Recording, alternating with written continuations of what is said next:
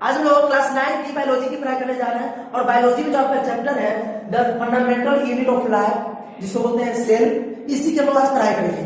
और इसमें हम लोग पार्ट नंबर 8 की पढ़ाई करने जा रहे हैं। पहले के 7 पार्ट में हम लोग बहुत सारी चीज जान चुके हैं, जैसे उसमें हम लोग क्या क्या सीख लिए हैं, तो यूकैरियोटिक सेल, प्रोकैरियोटिक सेल जान गए हैं, साइटोप्लाज्म क्या होता है, प्लाज्मा मेम्ब्रेन क्या होता है, सेल मेम्ब्रेन जिसको बोलते हैं, सेल वॉल क्या होता है, क्रोमोसोम क्या होता है, एंडोप्लाज्मिक रेटिकुलम क्या होता है, ये सब बहुत सारे जो टॉपिक है हम लोग पहले के क्लास में जान चुके हैं। सेल थ्योरी क्या होता है, सेल थ्योरी किसने दिया, ये सब हम लोग जान चुके हैं। आज जो पार्ट नंबर 8 है इसमें हम लोग क्या जानेंगे, तो इसमें हम जानेंगे राइबोसोम्स और गोल्गी एपरेटस, है ना। राइबोसोम्स क्या होता है, गोल्गी एपरेटस क्या होता है, जिसको गोल्गी बॉडी भी बोलते हैं। आज ये हम लोग जानेंगे, इसका क्या फंक्शन होता है वो भी हम लोग जानेंगे। तो चलिए स्टार्ट करते हैं। इससे पहले क्या करना है आपको कि इसे स्क्रीनशॉट ले लेना है, जैसे कि हर एक वीडियो आप करते आए हो, इसे स्क्रीनशॉट ले लीजिए। स्क्रीनशॉट लेकर के क्या करना है, बाद में लिख लेना है, ठीक है। इससे आपका कॉपी क्या हो जाएगा, तैयार हो जाएगा, नोट्स आपको बनकर तैयार हो जाएगा, ताकि आप बाद में भी इसको क्या कर सकते हो ना, रीडिंग डाल सकते हो, पढ़ सकते हो, समझ सकते हो। अभी तो आपको समझा ही देंगे, लेकिन बाद में जब आपको कॉपी में लिखा रहेगा तो आप कॉपी देख के भी इसको क्या कर सकते हो, खुद से समझ सकते हो, ठीक है। इसी का स्क्रीनशॉट ले लीजिए और स्क्रीनशॉट लेने के बाद कॉपी में इसको लिख लीजिएगा। तो उम्मीद है आप इसे स्क्रीनशॉट ले चुके होंगे। अब चलिए इसको समझाना शुरू करते हैं। तो आज का सबसे पहला टॉपिक है राइबोसोम्स। राइबोसोम्स क्या होते हैं, है ना। तो राइबोसोम्स क्या होते हैं, इसका फंक्शन क्या होता है, देखिए क्या होता है। राइबोसोम्स होता है वो स्फेरिकल स्ट्रक्चर होता है, स्फेरिकल पार्टिकल होता है। क्या होता है राइबोसोम्स, स्फेरिकल पार्टिकल्स होता है। पहले तैयार हो गया, याद हुआ राइबोसोम्स क्या होता है, तो राइबोसोम्स आर स्फेरिकल पार्टिकल्स। को दिखा नहीं। अब कहां पाया जाता है सर, तो फाउंड इन साइटोप्लाज्म, जिसको ऑकर होता है, कहां पाया जाता है, फ्रीली इन साइटोप्लाज्म। साइटोप्लाज्म में फ्रीली स्वतंत्रता पूर्वक पाया जाता है, या फिर एंडोप्लाज्मिक रेटिकुलम जिसको बोलते हैं ईआर, इससे ये अटैच रहता है। कहां रहता है, तो remain attached to the endoplasmic reticulum, जिसको बोलते हैं आरईआर। हम लोग एंडोप्लाज्मिक रेटिकुलम जिसको ईआर बोलते हैं पिछले पार्ट में पढ़ चुके हैं, पढ़े कि नहीं पढ़े। तो पिछले पार्ट में ईआर के बारे में क्या पढ़े थे कि सर ईआर जो था वो 2 टाइप्स का होता है, पढ़े थे ना। एक बार पिछले पार्ट में बता रहे थे, पिछले पार्ट में हम लोग एंडोप्लाज्मिक रेटिकुलम पढ़े थे, जिसमें बताया था कि 2 टाइप्स होते हैं इसका। कितना टाइप्स, 2 टाइप्स। एक होता है आपका एसईआर, एक होता है आरईआर, ठीक है। एसईआर का मतलब होता है स्मूथ एंडोप्लाज्मिक रेटिकुलम, ये चिकनी सतह वाला होता है। जो सतह होता है वो क्या होता है, चिकना होता है। इसका सरफेस क्या होता है, चिकना होता है। लेकिन इसका जो सरफेस होता है वो क्या होता है, रफ होता है। इसे बोलते हैं रफ एंडोप्लाज्मिक रेटिकुलम। ऐसा समझे। और रफ होने का कारण क्या है, तो क्योंकि ये जो रफ होने का कारण है, इसके ऊपर क्या पाया जाता है, यही राइबोसोम्स पाया जाता है। ऐसा ना। हम पिछले पार्ट में बात बताए थे कि नहीं बताए थे, पिछले पार्ट में ये बात बता दिए थे कि ये रफ एंडोप्लाज्मिक रेटिकुलम के ऊपर क्या पाया जाता है, राइबोसोम्स पाया जाता है। दाना दाना जैसा रचना पाया जाता है, ठीक ना। दाना दाना जैसा रचना तो स्फेरिकल पार्टिकल्स पाया जाता है, और उस स्फेरिकल पार्टिकल्स को क्या बोलते हैं, राइबोसोम्स। तो राइबोसोम्स के बारे में हम क्या जाने, इस तरह राइबोसोम्स आर स्फेरिकल पार्टिकल्स, इतना जाने ना।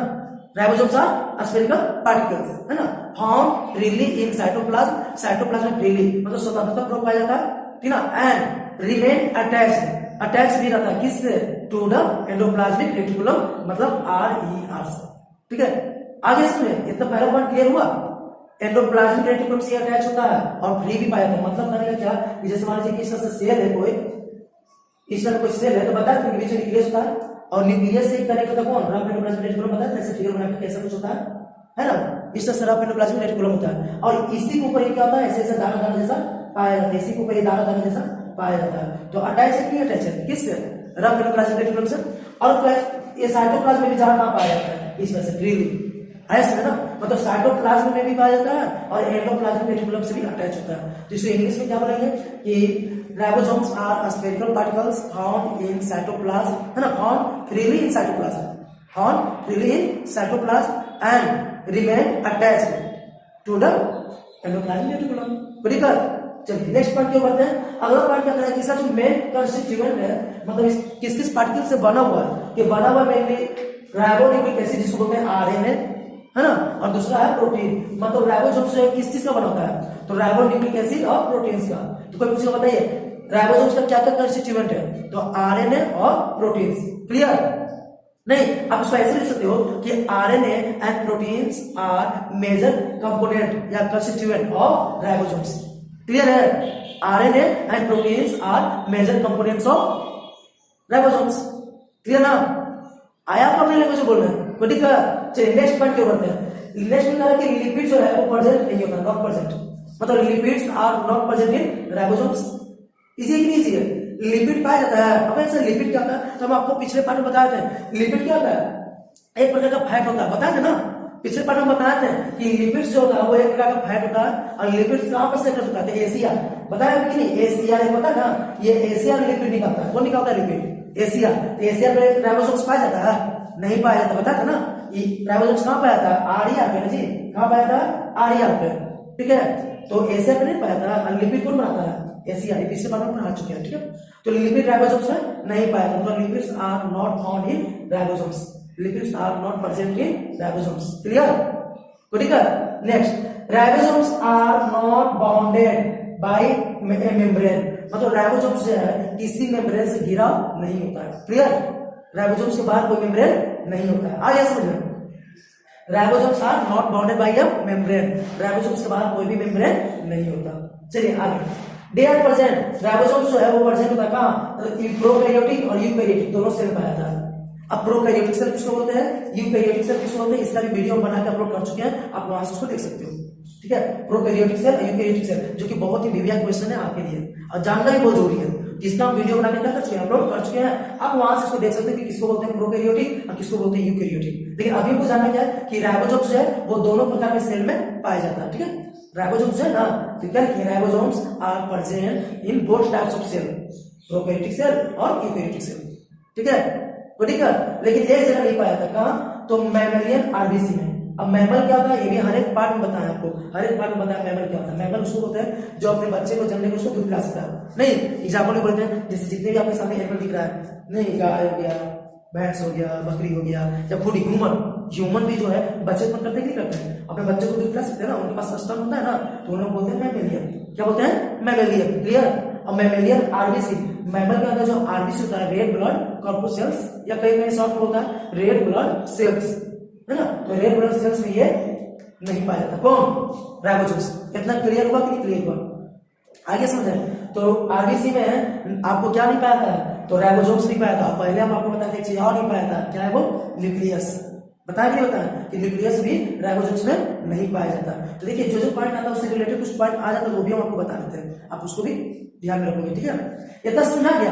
तो क्या क्या जाने सर बाय बाय से देख लेते हैं। सर राइबोसोम्स क्या होता है? तो राइबोसोम्स आर स्फेरिकल पार्टिकल्स, है ना। राइबोसोम्स क्या होते हैं? स्फेरिकल पार्टिकल्स होते हैं। कहां पाए जाते हैं? तो प्रेजेंट फ्रीली इन साइटोप्लाज्म और remain attached to the endoplasmic reticulum, मतलब ये फ्रीली पाया जाता है साइटोप्लाज्म में, या फिर एंडोप्लाज्मिक रेटिकुलम से क्या होता है? अटैच होता है, जुड़ा होता है उससे, उसी की तरह चिपका होता है। आगे समझे? इसके बारे में क्या जाने? इसके मेजर कंस्टिट्यूएंट जाने कि किस चीज से बना हुआ है? तो आरएनए एंड प्रोटीन का, ठीक है। तो RNA and proteins are major components of ribosomes. Clear? RNA और प्रोटीन जो है मेजर कंपोनेंट किसका है? राइबोसोम्स का, ठीक है। Lipids are not present in ribosomes, lipids क्या राइबोसोम्स में प्रेजेंट नहीं होते हैं। और उसके बाद क्या देखें कि ribosomes are not bounded by any membrane, किसी भी मेम्ब्रेन से घिरा नहीं होता है। आया समझ ना? राइबोसोम्स किसी मेम्ब्रेन से घिरा नहीं होता है। और ये कहां पाया था? तो यूकैरियोटिक सेल और प्रोकैरियोटिक सेल सब में पाया जाता है, बस मैमल्स जो होते हैं ना उनके आरबीसी में नहीं पाया जाता। क्लियर है? इतना फोर के जो बोलोगे। अब इसका फंक्शन देख लेते हैं। इसका एकमात्र फंक्शन क्या? बहुत वेरिएंट फंक्शन है, प्रोटीन का सिंथेसिस करना, सिंथेसिस ऑफ प्रोटीन। क्या? Synthesis of protein. क्या आप कह सकते हो? The major function of ribosomes is to synthesis of proteins. Clear? या ribosomes play an important part in the synthesis of proteins. Proteins का जो सिंथेसिस करने का काम होता है वो कौन करता है? राइबोसोम्स। आ गया इतना? क्लियर आपका राइबोसोम्स। अब इसको अच्छा से लिख करके समझ लोगे, ठीक है। अब आगे बढ़ते हैं हम लोग गोल्गी एपरेटस। देखिए इस नाम गोल्गी एपरेटस के ऊपर क्लियर कर लेते हैं, ठीक है। गोल्गी एपरेटस या गोल्गी बॉडी के ऊपर, जिसको पता है कौन खोज किए थे? इसको खोज करने वाले का नाम है कैमिलो गोल्गी। कौन नाम है? Camillo Golgi. आप लिखे ना भूल गए थे, लेकिन बता दे रहे हैं, लिखना भूल गए हैं, लेकिन हम आपको क्या कर रहे हैं? बता दे रहे हैं कि गोल्गी एपरेटस या गोल्गी बॉडी जो है इसका खोज कौन किया है? तो कैमिलो गोल्गी, ठीक है। उन्हीं के नाम पे क्या नाम पड़ गया? गोल्गी एपरेटस या गोल्गी बॉडी। क्लियर हुआ? तो गोल्गी बॉडी नाम क्यों पड़ा? तो सर क्योंकि इसको सबसे पहले कौन देखे हैं? तो कैमिलो गोल्गी, है ना। कैमिलो गोल्गी साहब सबसे पहले इसको देखे हैं, उन्हीं के नाम पे इनको बोलते हैं गोल्गी एपरेटस या गोल्गी बॉडी। चलिए आगे। गोल्गी बॉडी जो होता है ये होता क्या है? तो गोल्गी बॉडी देखिए क्या है? गोल्गी बॉडी क्या है? एक सेट है। किसका? एक सेट है किसका? वेसिकल्स का, वैक्यूल्स का और सिस्टर्नी का, ठीक है ना। गोल्गी बॉडी क्या है? एक सेट है किसका? वेसिकल का, वैक्यूल्स का और सिस्टर्नी का, जो मेम्ब्रेन बाउंडेड होते हैं, मतलब मेम्ब्रेन से घिरा होता है। क्लियर? मतलब गोल्जी बॉडी क्या है सर? मेम्ब्रेन से घिरा हुआ एक सेट है। Golgi body is a set of membrane bonded fluid film, है ना? क्या? Vesicles, vacuoles and cisternae. कोडिकल आप शॉर्ट में इसको इजीली बोल सकते हो। Golgi body is a set of क्या? Membrane bonded fluid film, vesicles, vacuoles and cisternae. मतलब वेसिकल, वैक्यूल और सिस्टर्नी का ये सेट होता है जो मेम्ब्रेन से घिरा होता है। क्लियर? आगे सिस्टर्नी जो होता है वो यूजुअली कैसा होता है? तो पैरेलल में स्टेप होता है। इस तरह से हम बताते हैं यहाँ पर, इस तरह से होता है, ऐसा होता है, ऐसे इस तरह से होता है, इस तरह से होता है, इस तरह से होता है। इसी को बोलते हैं सिस्टर्नी। देखने में लग रहा है एक दूसरे के ऊपर ऐसे प्लेट रखा हुआ है, नहीं लग रहा है एक दूसरे को प्लेट रखा हुआ नहीं, इसी को बोलते हैं स्टैक्ड। स्टैक्ड का पहले मतलब समझिए। स्टैक्ड का मतलब एक पर एक, एक पर एक, जैसे कैसे बुक का पेज होता है, किताब का जो पढ़ना होता है पेज होता है, कैसे एक पर एक, एक पर एक होता है, नहीं होता है? पता है ना?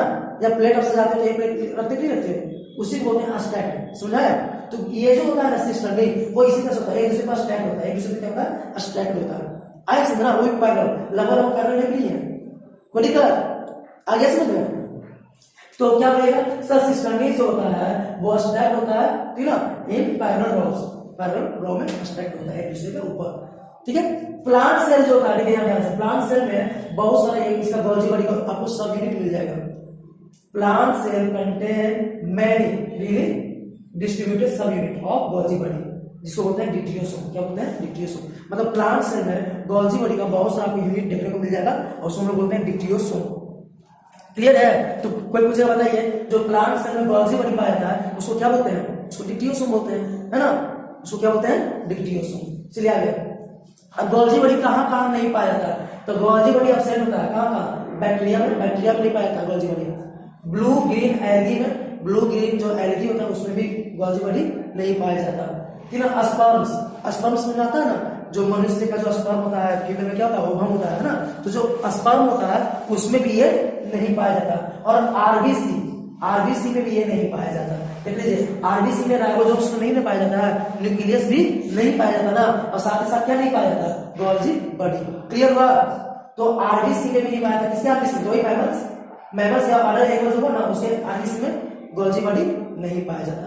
तो कोई पूछे बताइए गोल्जी बॉडी कहाँ कहाँ नहीं पाया जाता? आपको बोलना है कि Golgi body bacteria, blue green algae, sperms और आरबीसी ऑफ मैमल्स या अदर एनिमल्स में नहीं पाया जाता। इतना समझ आ गया? कोई दिक्कत? क्लियर है ना? चलिए नेक्स्ट। अब इसका फंक्शन जानने क्या क्या काम करता है? तो गोल्जी बॉडी जो है प्रोड्यूस करता है क्या? वैक्यूल्स, ठीक है, या फिर सेक्रेटरी वेसिकल्स। गोल्जी बॉडी जो है उसका काम क्या? तो प्रोडक्शन, ऐसे सिंपली बताया है, जो गोल्जी बॉडी होता है ना उसका काम ये सेक्रेट करना। क्या करना? सेक्रेट करना। वो बहुत सारी चीज को सेक्रेट करता है, ठीक है ना? तो वैसे यहाँ पर सेक्रेट करता है किसको? तो वैक्यूल्स को और सेक्रेटरी वेसिकल्स को। ठीक है? आगे क्या है गोल्जी बॉडी का काम?